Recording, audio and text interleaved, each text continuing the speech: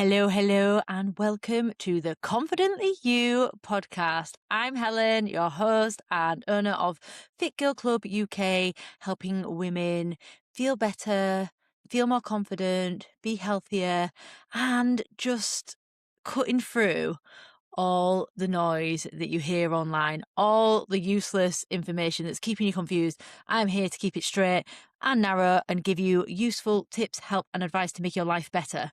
That's all I'm here for. So it's that simple, girl. So buckle in, have a listen. How are you? Settle down. I was on holiday last week. I went skiing in the French Alps. I know it sounds so fancy, doesn't it? I think if anyone says they go skiing, you're like, oh, la-di-da. But honestly, I did a post about this. We do it on a budget. We went to the exact same place 2 years in a row because it was so easy, and we stayed in a really basic apartment. If you want to go and stay in luxury chalets and drink champagne and eat on mountain huts, and spend lots of money, that's fine. That's your do what you want. It's your life. Who cares? But me personally, I'd rather budget things and save money for different things. And we had an apartment. Ski and ski out as well. It's in a fantastic resort called Le Menuire, and it's part of the Three Valleys. Now, a lot of tour companies don't really go to Le Menuire. British tour companies, you'll go to Val Thorens, which is a really popular ski resort, quite a party resort, or Mirabel or Courchevel, which is part of the Three Valleys. But we're in Le Menuire mostly with French people on their holidays there or living there, and in a apartment block which had bunk beds, and there was just general banging most nights. It was probably 7 or 8 floors, this apartment block, so loads of apartments, people walking around, banging around. It's just, you're cheap. And we had to sleep with noise cancelling headphones on. And obviously, bunk beds, I slept in the bottom bunk, Martin slept on the sofa because no one wants to be getting in and out of a bunk bed when you've been skiing all day. So yeah, we go on a budget and we go to the supermarket. We've got a full week shop. Indulge, though, girls. Trust me, we ate everything and anything, and I thoroughly enjoyed my time there. But it's because we want to go skiing, and skiing is expensive in itself. The lift passes are expensive. You've got to hire the kit and things like that. So we'd rather save some money and do a budget apartment. So we did it last year. And we did the exactly same this year because it's so good. And the Three Valleys is a massive ski area. So if you like skiing, there's just something for everyone. We had a wonderful time. Absolutely loved it. We might change next year though and go somewhere different. I only learnt to ski in my late 20s when I was a holiday rep. I worked in ski resorts. And since then, I said I always want to do it. And I didn't go for a few years because I was too busy working, which is a story for another day, when I used to burn myself out. And I'm sure I've talked about it before. And I didn't look after myself and I didn't take holidays because I didn't think I could have a business and take time off. Whereas now I can. I did it down to a skeleton. I still messaged my clients, did, everything for my clients, but check-ins I moved to another day. So I had a full week off, didn't do any content around fitness whilst I was away. I didn't do anything apart from message my girls, which is just nothing for me really. It's just like chatting with friends. And I remember turning to Martin when I was sat on a chairlift at one point, just, surrounded by mountains, surrounded by snow. I just love it. It's just my happy place. I just love being in the outdoors, in the mountains, whether it's in the Lake District or the French Alps or in Austrian Alps or somewhere. Just give me outdoors any day, girls, with nothing else around. And I turned around to Martin and went, you know what's really good? And he was like, what? And I was like, I'm not thinking about anything. And I was literally had hours and hours and hours of nothing. Nothing in my brain. Not thinking about the world and everything that's going on and my business and everything I'd be thinking about, and I just switched it off. And I know it's important to keep up with current affairs, and I'm not going to go into politics on this podcast, absolutely not. But it affects your life. It does affect you if you're hearing it all the time, negative news and things and everything that's going on. And it is sad and you have to be aware of it because, it is happening. We can't bury our heads in the sand. But it's really important to get that space away. So yeah, that's my top tip for you. If you can go out one day, get out in, walking or in the fresh air or something, just away from it all.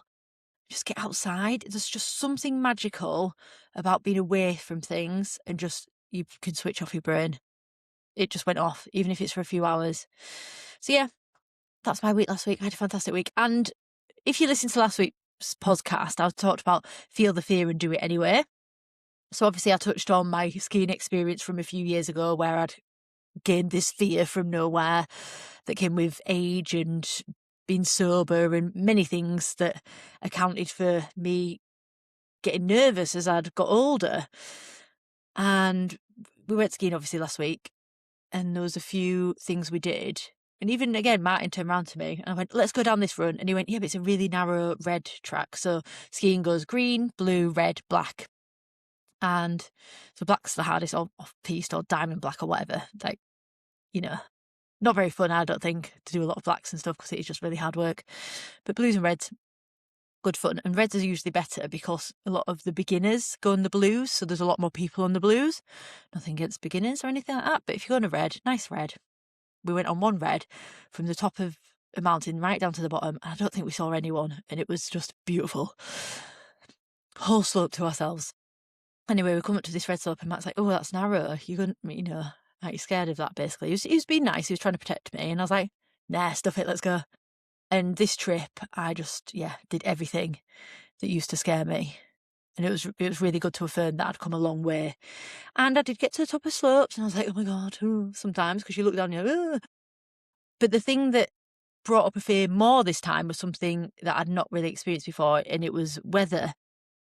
We had a couple of days the first day, and then the last 2 days, especially the penultimate day, the weather came in. It was -25 on the chairlift. It was so cold, girls. Like, I had 2 tops, 2 thermal tops, 2 t-shirts, 2 coats, a coat over my head, helmet, thermals, salpets, gloves, and you're still cold. And you couldn't see because the cloud was covering everything, and sometimes you could not see a few meters ahead of you. And it's really disorientating if you've ever done skiing like that, or even if you're out walking, you feel really disorientated because you've got the white ground, then you've just got fog, and you can see the markers on the piste. So if you've never been skiing before, they have markers where every so many, I think it's only a couple of meters, they have like the markers of what colour piste it is. So a thin blue line or a thin red or black line. So you know where the piste is, so you're not going off piste or flying off the mountain anywhere.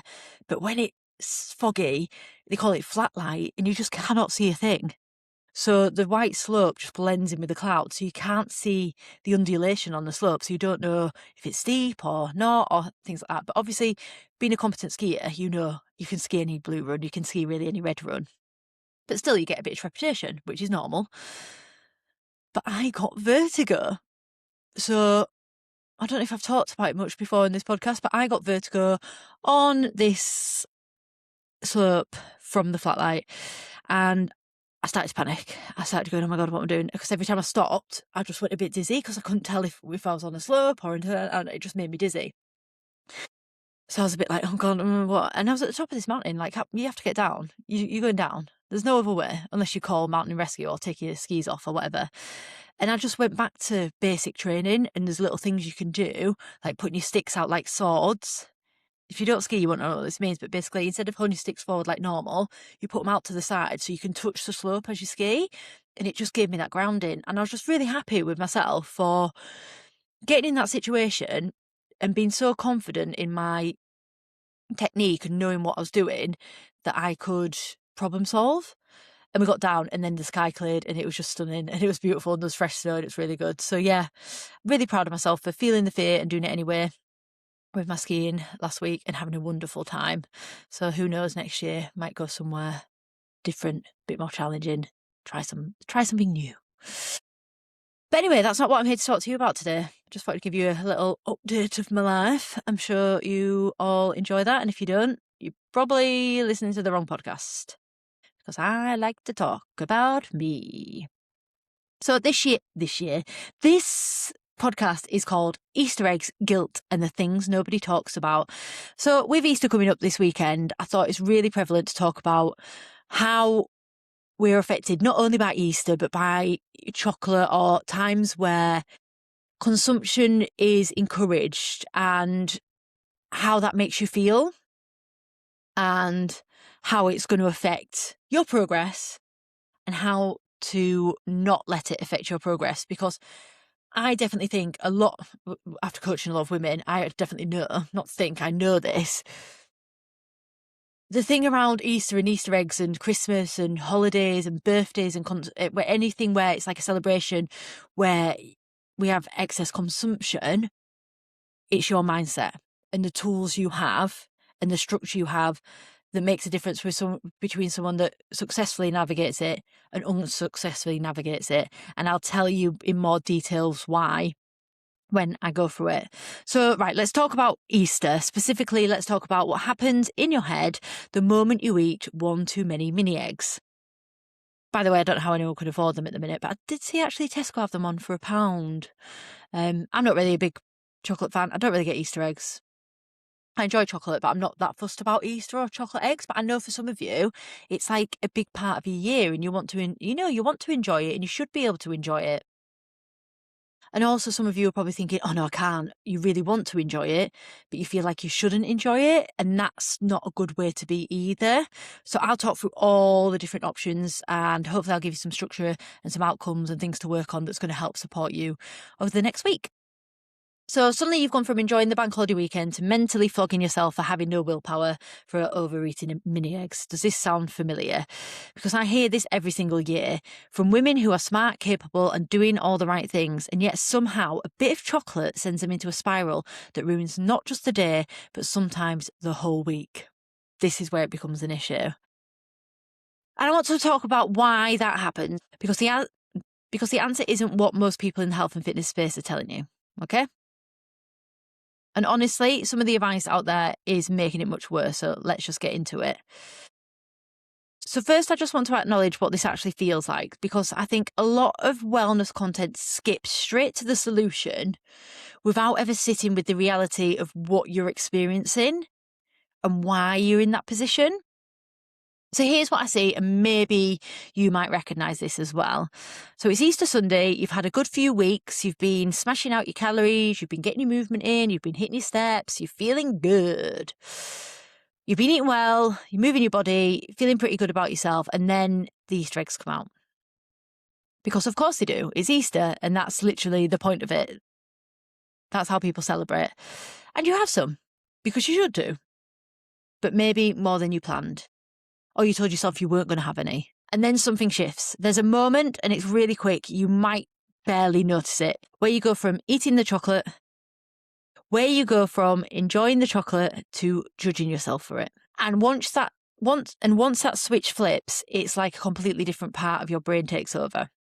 Suddenly you're not thinking about Easter anymore. You're thinking about everything you ate this week, whether you've undone all your progress of the past few weeks or months, whether you're always going to be like this, whether other women just have more self-control than you.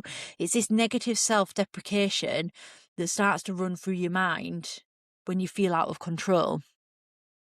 So I had a client, and we'll just call her Claire for this for the sake of this podcast, who told me that one Easter she ate a few chocolates after lunch, felt guilty, told herself she'd ruined it all, and then ate the rest of them because the day was already wasted. She wasn't even hungry. She wasn't even really enjoying it by that point, and she was eating to cope with how bad she felt about eating. Do you see that like negative spiral, that negative loop, that negative feedback? And does this resonate with you? Like some of you will be listening to this going, that's me. That happens all the time. You eat some chocolate, you eat more chocolate than you planned, you feel guilty about eating the chocolate, so you eat more chocolate. Because that right there is the thing that nobody's talking about. That's not a chocolate problem. That's a reaction problem. It's your mindset and how you react to the situation. That's the issue. Now, before we get into what's actually going on, I want to call out some of the advice that's floating around online, because some of it is genuinely really unhelpful, and I think it's worth naming. So the Just Be Mindful crew, right? If Just Be Mindful worked, we'd all do it. We wouldn't need coaches. We wouldn't need help. We wouldn't need structure. You wouldn't be in a position where you're trying to lose body fat or be healthier. So it's like, okay, sure, but mindful of what exactly? If nobody's ever helped you understand what's happening in your body and brain when guilt kicks in, be mindful is about as useful as telling someone who's drowning to just swim. That's not helpful, is it? Another negative thing I see online is swap your Easter eggs for healthier version. No, this is triggering as well. Right, so dark chocolate with 90% cocoa and zero joy. I love dark chocolate, but if you're someone who you really want a crunchy Easter egg, and you go, oh, well, I won't have that, but what I really want, I'll have some dark chocolate instead. You will still want the crunchy Easter egg because you haven't satisfied that craving. You haven't satisfied that need for something.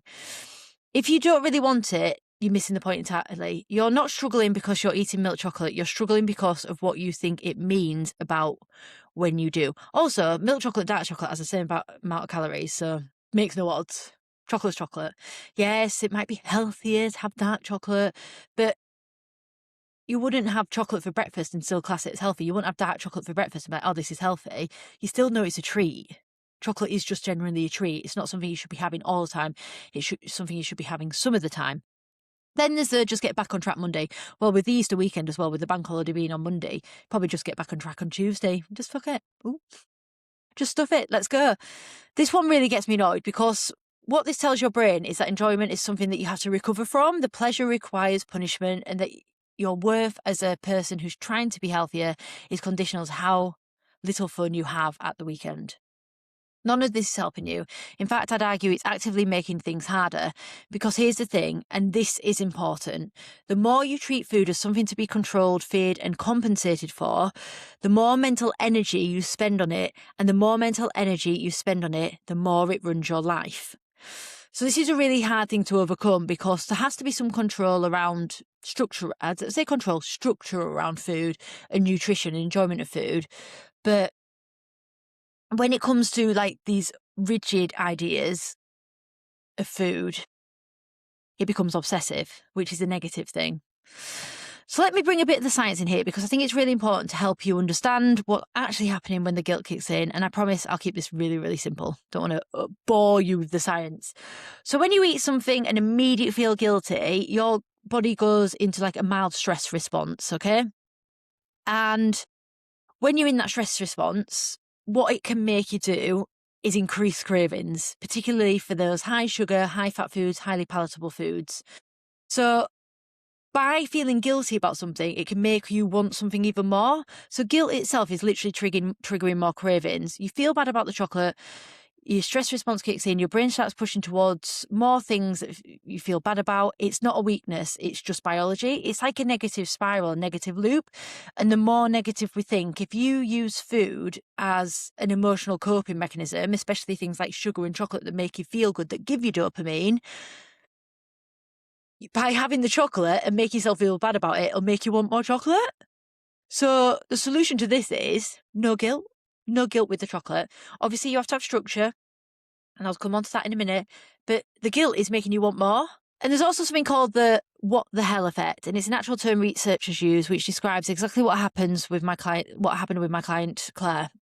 Once you've decided you've broken a rule, your brain essentially says, well, what the hell, the day's ruined anyway, and you end up eating far more than you would have if you'd never had the guilty thought in the first place. How many of you have done this? Hands up. Stuff it, I've ruined now. I might as well eat the whole egg or bar or whatever it is. I've been there, done that, bought the t-shirt. I used to do it all the time. It's not helpful. So the guilt isn't protecting you from overeating, it's causing it. So you want more of it because of the stress response, and then you're just going, oh, give up. You might as well give up anyway. It's like that little gremlin in the back of your head, isn't it? Oh, give up, you're useless. You might as well eat it all anyway. And I think when women hear that, something shifts, because so many of us have been told that feeling bad about food is somehow responsible, that it shows you care, that it's keeping you in check. But it's not, it's doing the opposite. So we need to work on a way to remove the guilt, remove the fear, remove the stress when it comes to food. And that's where I come in. So don't worry, I've got you. So I want to share something personal here because I think it's relevant. There was a time when I would have called myself someone that had with a really healthy relationship with food. I exercised regularly. I ate well most of the time.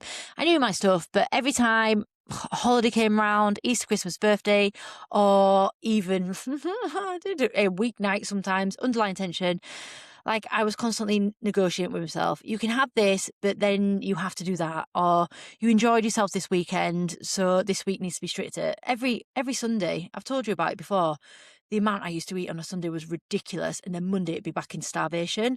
Family feast all the time. And I didn't realise how exhausting it was until I stopped doing it. The shift for me wasn't about food at all. It was about me realising that I'd attached a sense of doing well, of being on track, of being a healthy person to what I ate on any given day. So my Monday smoothie, cottage cheese and rice cake, and salmon and kale slaw, I was good.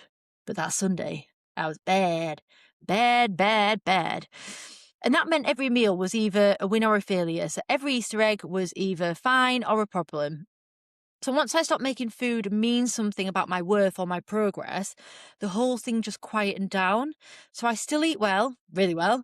I move my body because I love how it feels, but I actually fuel my body now. I give my body what it needs. More so with food now, I look at things and go, what's that giving me? What nutrients does that give me? But also, I do also flip it and go, well, what's that giving me? That's, my fun. I want to have a bit of fun as well. Usually for me on a weekend, that's when I go, I'll have Sunday afternoon, I had 3 Lindor balls from a pack my mum gave me, and I had a couple of these Stroop waffles, but I used to eat a whole pack. I had 2, and I can happily have 2, enjoy that and put it away. During the week, it doesn't it's not that it doesn't bother me, it's just like I have my set meals, breakfast, lunch and evening meals, and then my evening pudding, fruit and yogurt, and I've got structure around it, so I don't feel like, and I'm fueling my body, I'm not unsatisfied, and I don't feel like I'm, wanting more. But I will treat myself, like when we're on holiday, all we ate was sweets and crisps and snacks because I'm on holiday. So there's no guilt around that. That's just what I was doing. So I still eat well. I move my body because I love how it feels, and I eat Easter eggs at Easter without a second thought. If I get Easter eggs, like I told you, I don't really get Easter eggs. But if I had an Easter egg, I'd eat it without a second thought. But I'd probably have half this week and half next week. Does that sound annoying that I can do that? But if I can do it, why can't you do it? Like, success leaves clues, and I talk about comparison is the thief of joy, but why not look at people and say, well, if she can do it, why can't I do that? And I used to be just like you. I used to be, once, oh, I can't have that. Once I pop, I can't stop. But now I can. And I've just built up that control and resilience, and I don't berate myself anymore. And it's not because I have incredible willpower, it's because I stopped making it a big deal. And that's what I want for you. So what does this actually look like in practice? Because I know some of you are thinking, okay, great, Helen. Wow, fantastic. Love it. Well done for you. But how am I meant to do this? So here are the 3 things I want you to take away from this episode. 1, notice the switch. So I want you to really think about, and this comes a bit about being more mindful, as in not just being more mindful, but being more mindful as in when you're consuming something, slowing down. When I eat, say, those 3 Lindor balls and the 2 Stroop waffles, very nice, by the way. When I've had them for months, by the way. When I eat them, it's like a ritual. So I have a cup of tea and I'm sat down and I'm with it. It's not, I don't pick it up and put it in my mouth and carry on doing I sit down and it's like a meal, like a ritual sort of thing, like a time and an event. And it's thought about, it's not mindless. So what I described earlier, so where you go from enjoying the chocolate to judging yourself, I want you to start noticing that moment. So you need to slow down to do that. If you're picking up stuff, running around, doing your laundry, shoving stuff in your mouth, you're not going to be able to think, oh, when have I gone into, oh, I should have stopped this. I just want you to start thinking of things and being more aware of it.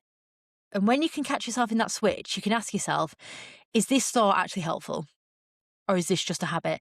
I absolutely love, and it's so woo, but I love doing this, is when you're in a situation, and the more you practice this, the easier it'll become. You might probably thinking now, I'll never be able to do that. Well, if you believe that, you'll never be able to do anything. You have to start believing in yourself, number 1, that you can do these things. And then you have to try, because what have you got to lose? You're not happy wherever you are with where you are, so you need to try something, and it's not going to cost you anything, so why not give it a go? So stop yourself and just take yourself out of your body, right? And do an aerial view looking down on yourself and just imagine yourself doing that. Is this actually helpful, or is this just a habit? That's it. I'm not going to tell you how you should think or what you should think or what you should do after that. Start practicing that. Next, I want you to drop the all or nothing framing. So 1 Easter egg is not the undoing of anything. Your health is not built or destroyed in one single day. It's built over weeks, months, years, or how you generally live your life. 1 afternoon of chocolate is completely irrelevant in the picture. When you notice yourself thinking, I've ruined it, try replacing with that with, I'm having a normal human Easter, because that's what's happening. 3, get curious instead of critical. Instead of beating yourself up for how much you ate, get interested in why. Am I actually hungry? Was I hungry? Was I bored? Was I using food to manage the stress of family gathering? Because honestly, that's a completely valid thing to notice. Were you restricting earlier in the day? Have you starved yourself to get to this point where you're like, oh, I'm going to not eat anything, and they eat all the Easter eggs and you end up eating thousands of calories of it because you've restricted? Curiosity doesn't excuse anything and explains it. Like, the more you start questioning yourself of why you do stuff, the less you'll do it, because next time you come to it, right, you'll eat that one Easter egg. You won't judge yourself for it. You go for the second, then just go, do I need a second Easter egg? Or shall I save that for next week? Have I had enough? Should I have had a good meal this morning? Should I have had a decent breakfast? Have I got a big Sunday lunch coming up as well? This is the difference. And this is what helps with making long-term change. It's you asking yourself those questions. And when you understand your patterns, you can actually start to shift them. So a lot of the girls that work with me, if they've come to me from, say, an emotional eating background or something where I know there's some triggers and different things in place, I won't necessarily put them in a deficit for the first couple of weeks. I'll just get them to track the behaviours in the food. And then from there, what tends to happen with a lot of people is they say, right, I overeat this, or I eat rubbish or this. By rubbish, I mean like eating sweets for breakfast and cake for lunch and crisps for dinner. And so I go, right, just track your food for a week for me. And I tell you what, once they're doing that, they actually realise what they're doing. And then I can go in and go, right, you've had sugar for breakfast, just sugar, by the way, not like sweets and crisps, let's say. Let's change that. Let's start the day with some protein yogurt and some fruit instead and see how you feel. Even have a Belvita biscuit if you must. That's not an optimal breakfast, but it's better than the sugar. Keep saying sugar, sweets and crisps. It's about these little changes of habits. And then they'll be like, oh, I feel better. Oh, I've got more energy. Right, I don't want to eat sweets and crisps for lunch. Right, it's these small changes that we make over time that make the biggest difference. And it's about looking at your habits and also looking at your mindset of like how you react to stuff, because that's the biggest difference. If you're eating sweets and crisps for breakfast and then telling yourself you're useless and you can't do anything, you'll never change. Instead, look back and go, why do I do this? Where did this come from? What can I do differently? And that's what it comes to when it comes to like enjoying Easter and Easter eggs and things like that. Once you start questioning stuff, you'll stop overeating because no one's hungry for 2 Easter eggs. When you eat so much of the same thing, like loads of chocolate or loads of highly palatable food, and it just like loses its taste and it starts, you see the salt, you can taste the salt in stuff, can't you now? Or is that just me? It will teach you to live in moderation and you'll enjoy it more. You genuinely enjoy it more. Martin came home the other week with a pack of 4 crunchies. I absolutely bloody love a crunchy. We had 2 each. I sat one afternoon. They're tiny though, aren't they now? I sat one afternoon with my cup of tea again. It'll have been a Sunday again because that's my time to sit and I'll have been for my long run and I just sit and I eat a crunchy and watch some telly. And savoured it, enjoyed it. That was it. That was the end. Didn't want 6 more because I really think about enjoying that. And I honestly, I've told you this before, but I once ate a full pack of ginger nuts mindlessly. So if I can do it, if I can change my mindset of stuff, you can do it as well. So here's what I want you to remember from today. The Easter eggs are not your problem. They're just chocolate. They've been sitting in the shop since February. They'll all be gone next week, and none of it actually matters as much as we make it matter. What does matter is a story you tell yourself after you eat them, because that story, the one about being weak and having no control, I'm useless, I'm back to square one, I've ruined it, that story is what's keeping you stuck, not the food. You are not broken. You are not someone who just can't be trusted around chocolate. I can't have it in the house. I can't have it in the house. And I will work with some people sometimes for brief periods of time. I'll say, stop buying it in, just for a bit. Because if you really wanted it, if you really have a problem, and I've worked with girls like this before who have had serious emotional eating problems, you'll go out and buy it. You'll go buy it. Doesn't matter if it's not in the house. We need to work on the, acceptance and the root cause and then planning it in. One of the best things is plan it in. Get that Easter egg when you're having it. I'm going to sit down with a cup of tea in my book on Sunday and I'm going to lock the door, lock the kids in another room, and I'm going to enjoy it. And it means more and it tastes better. So you're not broken. You are not someone who just can't be trusted around chocolate. you are someone who was probably given a load of rubbish advice and internalized a set of rules that were never going to serve you. And that can change. So I hope you enjoyed this episode and find something useful to take away over the Easter weekend. Enjoy it, you're allowed it. Be mindful. Just work on those little things. Just ask yourself. Just get curious. Take yourself out your body and look down on yourself and just ask yourself why. Why are you doing certain behaviours? Why do you do certain things? So that's it from me this week. Have a fantastic Easter, and I will see you next week.